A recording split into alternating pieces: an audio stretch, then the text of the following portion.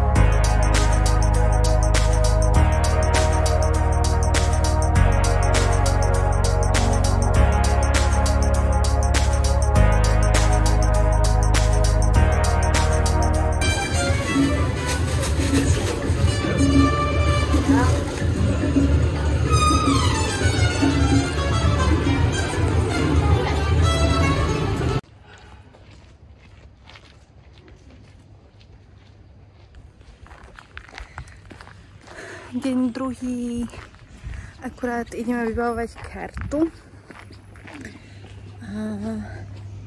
pre Borisa a potom si ideme urobiť výlet do Nemecka.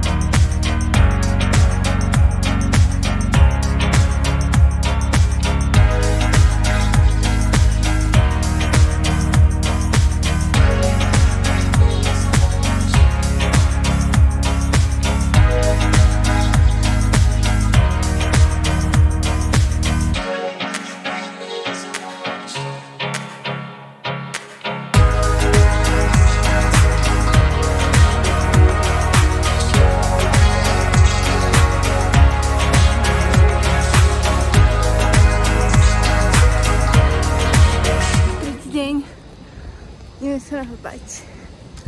A potom ideme do môjho najobľúbenejšieho parku, keď nejaký brunch. Tu pri tomto krásnom kostole. Ideme nabrať nejaké inšpirácie. A tak. A potom ideme, ako som povedala, do môjho najobľúbenejšieho parku. A tam sa veľmi teším, lebo to je proste najobľúbenejšie miesto vo Švajčiarsku.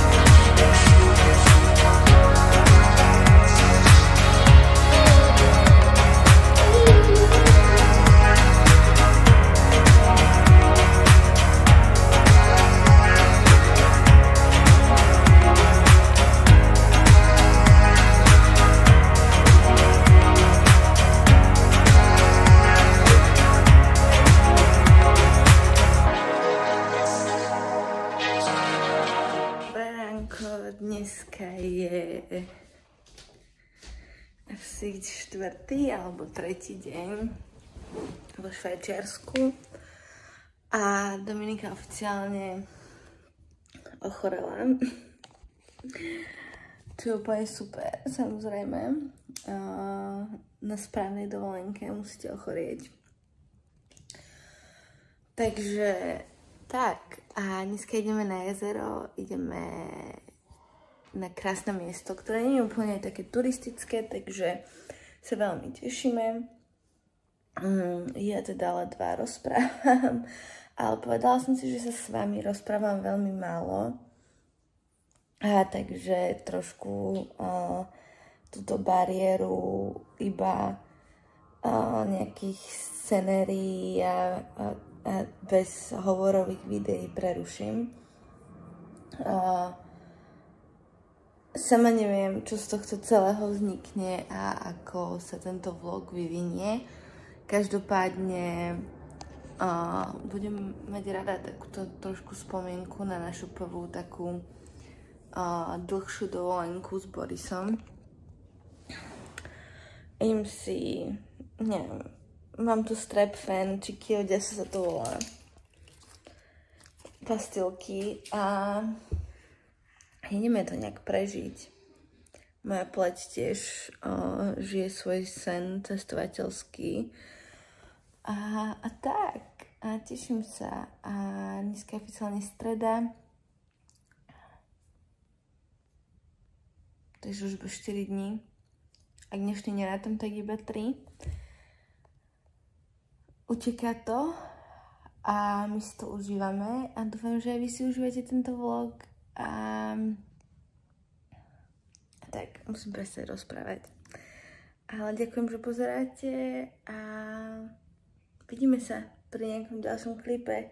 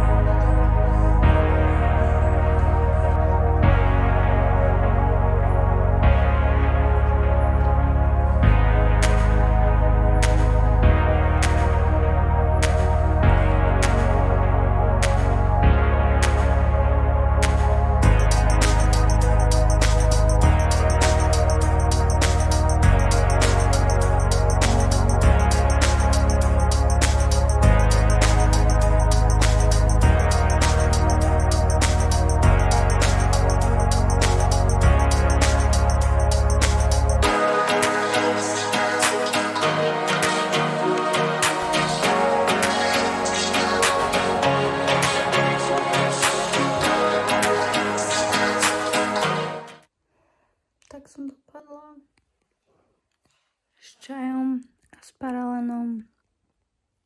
Sa potím.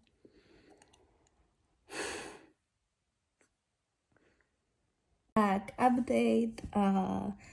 Dneska ráno sa už aj Boris zobudil trochu chorý. A ja veľmi, ledva teda môžem prehltať sliny, jedlo a podobne. Rozhodli sme sa tým pádom ukončiť dovolenku o 2 dní skôr. A ideme už dnes večer. To znamená, že tento tu bordelík musím pobaliť. A ideme domov. Veľmi sa teším. Aj keď ma mrzí, že tu nemôžeme byť až do konca a že sme úplne nezažili všetko, čo sme chceli, ale to znamená, že sa musíme vrátiť. Takže máme aspoň dôvod. Dovolenky a choroby by mali byť že zakázané dokopy. Na to by mal byť zákon. Že sa to nebude diať, aj keď sa to väčšinou deje. Anyway, poďme sa pobaliť.